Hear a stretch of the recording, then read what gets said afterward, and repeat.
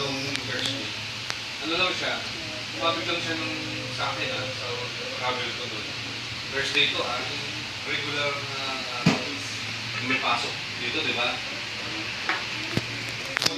Masok na pare ng ay, quarter to 4. Nakarating ako doon sa place 4:30. Pwede. Mga 45 minutes na traffic. 30 to 45. Merong traffic stress. Mali. Ang traffic doon is bago mga before 3 p.m. pwede na kayong mag-set up doon.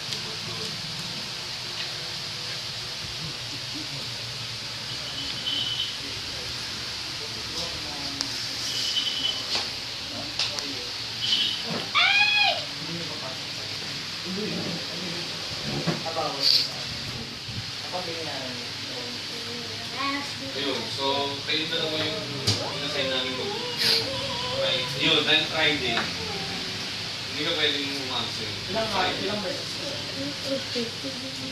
Ano lang naman, so pag 3 p.m., sabi ng 4 hours lang doon, ano yun, yung foundation yun?